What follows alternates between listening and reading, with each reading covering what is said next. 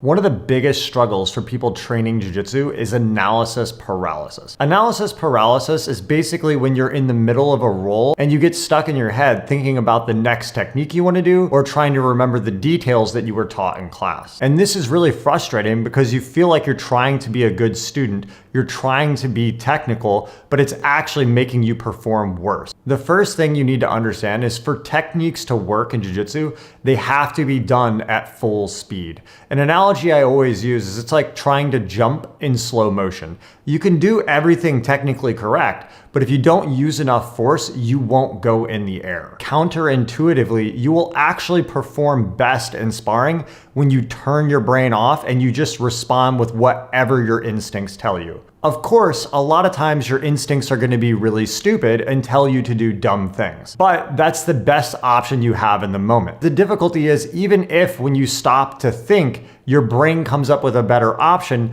usually by the time your brain gives you the new choice from thinking about it, it's going to be too late to do that move because you went too slow and your opponent had time to either A, identify what you're doing and counter it, or B, he just changed position by chance and it's no longer available. At least when you try 100% whatever your intuition gave you, if it was the right choice, the move will actually work because you're doing it at full speed and full resistance. And if it wasn't the right move, at least you learned that that move didn't work and you can, after the match, think back about what you did, correct it, and hopefully the next time you spar, make a better choice. But you have to try at full speed immediately the first instinct that comes to you. But this creates somewhat of a contradiction, that if you're learning all of this technique, but I'm telling you to just use your intuition in the moment, how do you bridge the gap between trying to make yourself become more technical, but also be present to the moment in sparring?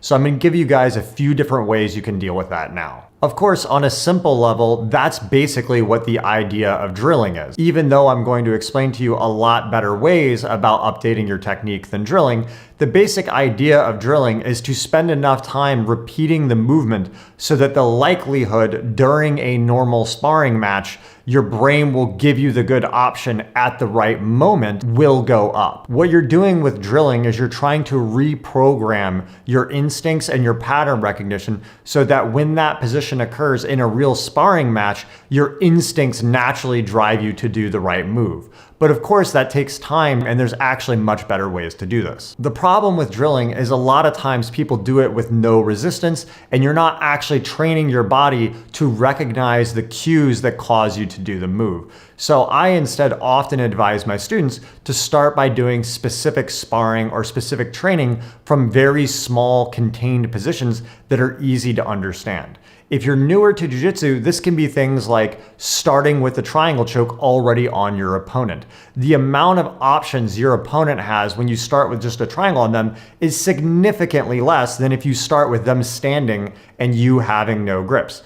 And of course, if you can't finish the triangle choke when you start in it, the chances of you finishing it starting in a regular match is even less. This gives you a way of sparring and training your pattern recognition to adapt to the cues your opponent has, while also making it a much easier task to solve. In addition with this, after each sequence of attempt, you start in a triangle choke and you try to finish, either you submit them or they escape, you can now stop and talk with your partner and assess and do that thinking portion, not during the sparring, and reflect on what you either did right or wrong, and then try the sequence again with resistance. If you over and over repeat this process of sparring in the position, failing, stop, think, discuss, and try again, it's a fast process to reprogramming the pattern recognition so that when these positions occur in a normal match, you're ready for them. And it's important to understand that your body does not understand the difference between specific sparring